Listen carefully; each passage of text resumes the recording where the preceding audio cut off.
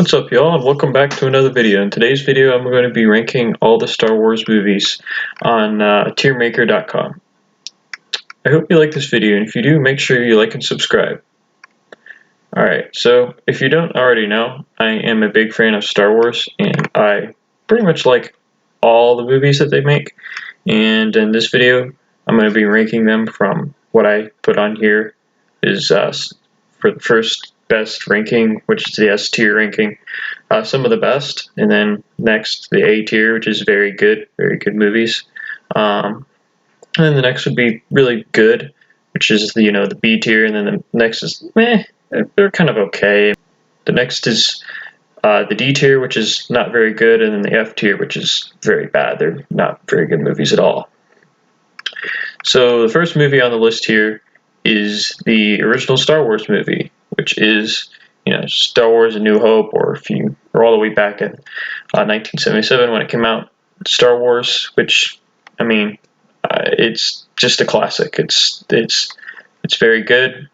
Just a classic movie that got the whole cinema started. So, but honestly, comparatively to some of the stuff that came out after it, it's honestly not the best. I can't say, but just for being so classic and the thing that started it all, I'm gonna give it a very good A tier.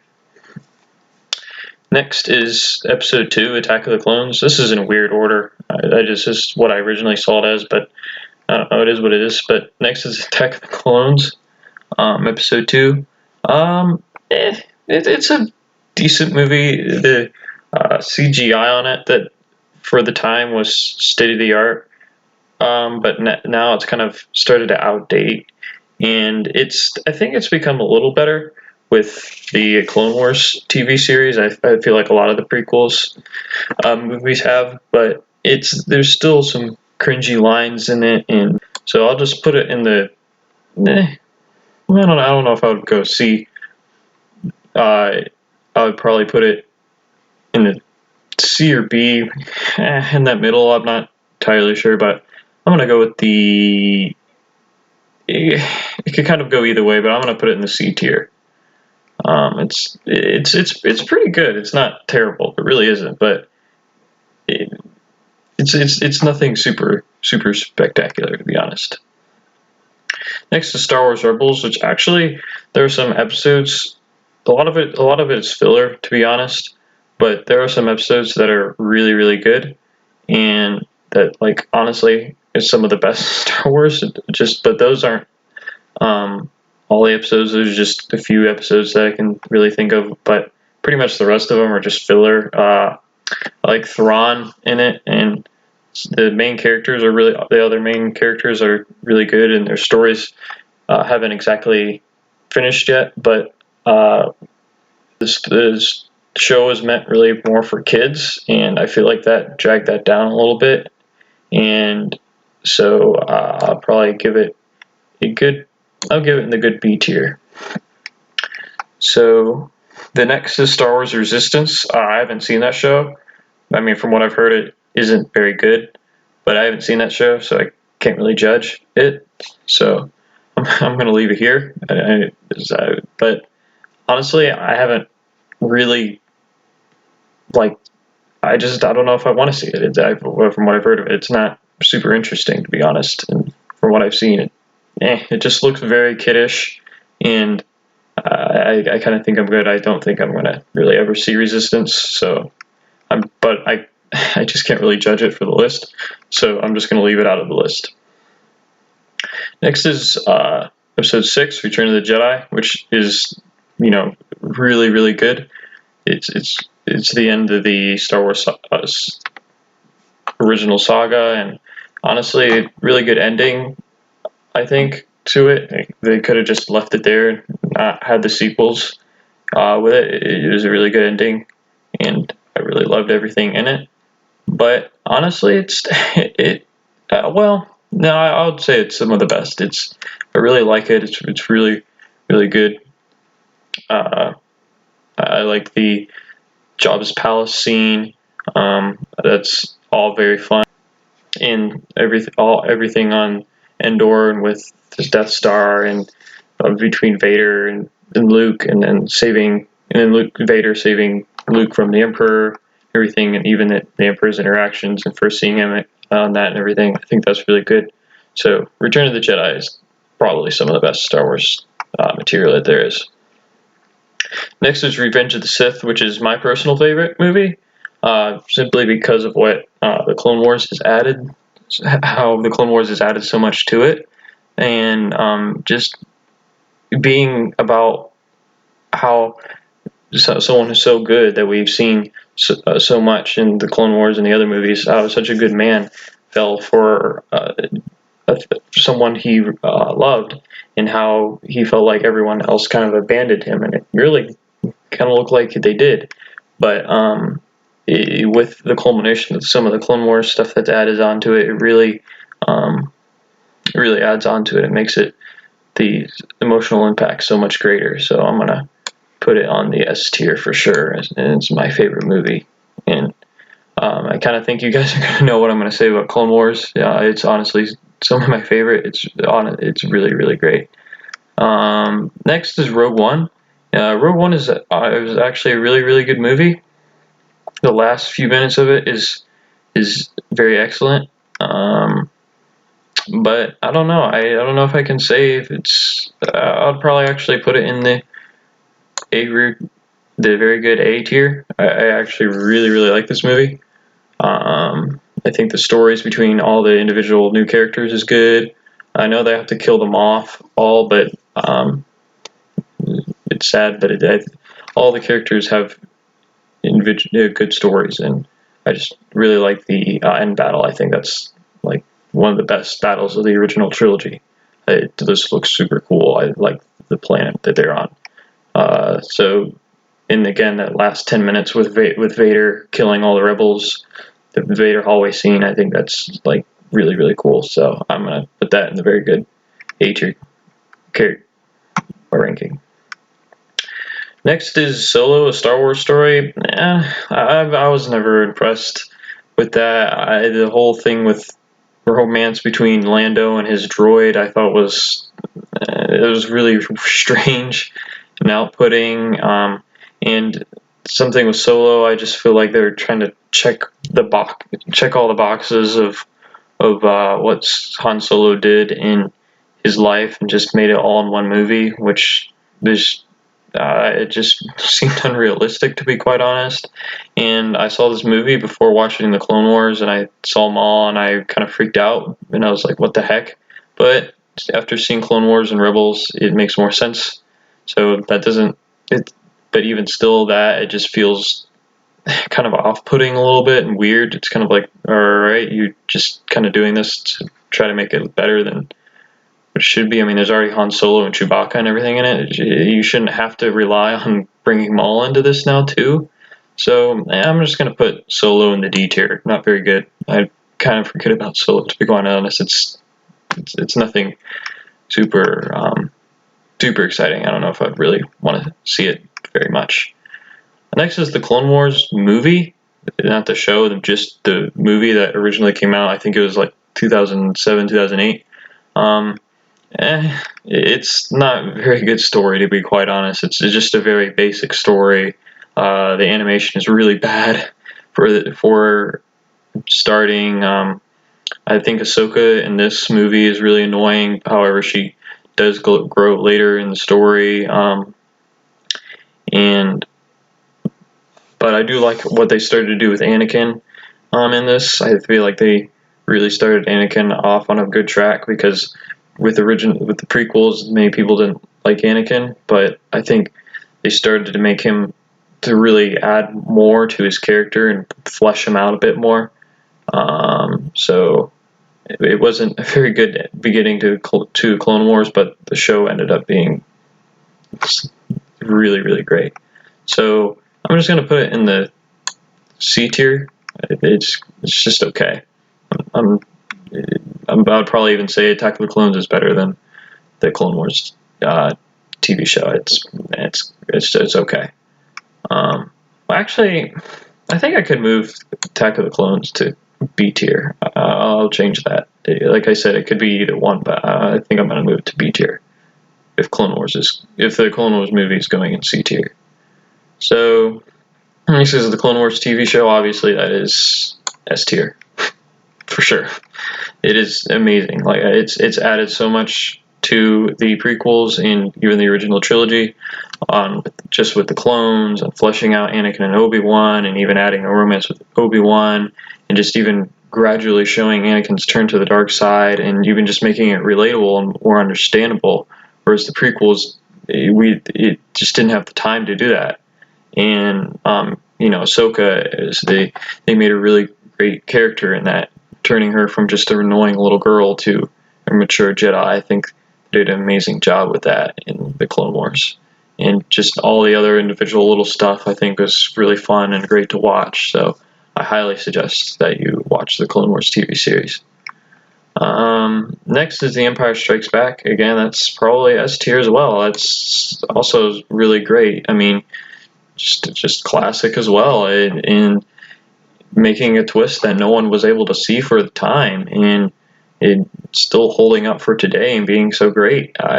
Empire Strikes Back the Hoth battle is really great, and the whole romance between Han and Leia I think is interesting, and then Luke finding out that Vader was his father, and how even Vader starts to try to deal with that, and pulling him back to the light, and all of it is just really, really great. So Empire Strikes Back is definitely S tier. Next we're getting prequels, sequel trilogy stuff, and the first is The Force Awakens, which I think is kind of okay. They just redo the Episode 4 as the original Star Wars movie. I mean, I feel like they had a missed opportunity with Finn, to be quite honest. Him being a stormtrooper, and then the trailers making him look out to be a Jedi. I think they missed an opportunity there. He could have become the Jedi. They made Rey the Jedi, which is okay, I guess. I mean, but even with Rey, speaking of her, they did make it interesting of who is she, who's the girl. It was very interesting with her. However, I don't really like the way they took it later. Kylo Ren was I think a kind of badass villain at the beginning, but he just kind of became a whining, pouting baby, and Rey just kind of overtakes him and becomes this OP character out of nowhere, which I don't know. It just doesn't add much to it. So, and then of course next is The Last Jedi, which I don't really like The Last Jedi at all. The way they took Luke, not ever giving up on his father, to where then he just gives up on his nephew for whatever reason. It just doesn't make any sense. Why would he not give up for his father, then just give up for his nephew when he's older and more mature?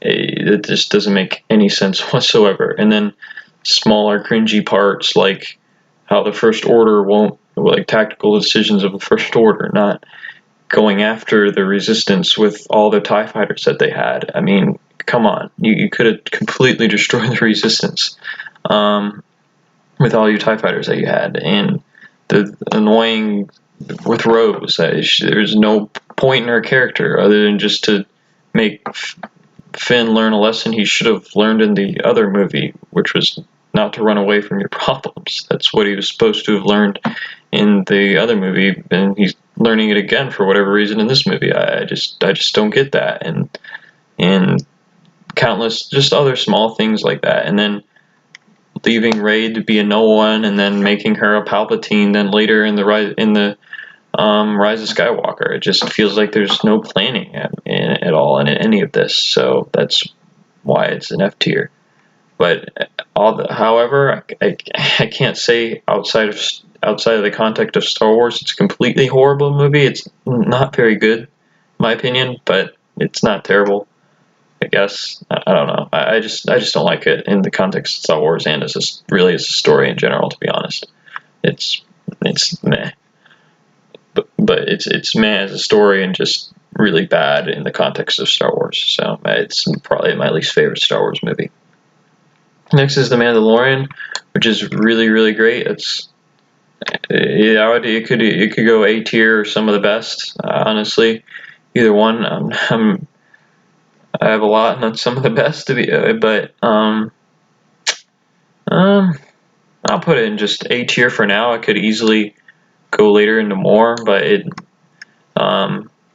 it's just a great kind of Western type thing. There's so much more to be told with the Mandalorian. That's Din Djarin's character, and with Grogu, I think was really great. It's some of the probably the best part of the show, and then introducing back Ahsoka and Bo-Katan and Boba Fett, I think is really cool, and it's just a nice show. And even they were able to do that all in season 2 and not take away from the Mandalorian's character and his relationship with Grogu. So I think they did a really good job with the Mandalorian. So it's really very good. All right, and then next is episode 1, which I would probably say would be in the good B tier. It's really not a bad movie. It's honestly a pivotal moment in Anakin's life, where Qui-Gon, the person who we think is probably going to later become his master, is killed by Maul, and he would have probably took him in a direction that wouldn't have made him turn out to the dark side, and as he would become more of a father figure. I think that's really some of the best parts of the movie, and the best part of the movie. And then introducing Maul, which later becomes a good character in Clone Wars, but in him just being a really badass villain that is able to fight off of both Obi-Wan and Qui-Gon, and then there's Jar Jar. It's just Jar Jar. He's wacky, weird, and that can't ruin the movie. There's many parts that are just kind of boring and monologue, but even in that, there's some good, interesting Star Wars politics, which I can find interesting. It even shows the rise of Palpatine as becoming the Supreme Chancellor and being the Phantom Menace. So it's really not a terrible movie. It's not as bad as some may think. It's not as bad as some of the newer stuff that's come out. And finally is the Rise of Skywalker, which I have mixed feelings about this movie. There's some parts that I think are actually really pretty good. I think I really like the stuff with Exegol and Palpatine, to be honest. I think that's really interesting, and I honestly wish the whole sequels delve more into that, and it just kind of became more of the battle between the Sith and the Jedi, a new Sith Order and a new Jedi Order. I wish that's more what the sequels went, and trying to preserve the Jedi Order. But then also there's just some plot holes and just lazy stuff that is in there. Like, I feel like Kylo Ren's turn back to the light side is rushed and strange, and the whole Palpatine's Final Order fleet being unleashed in a matter of 16 hours. The whole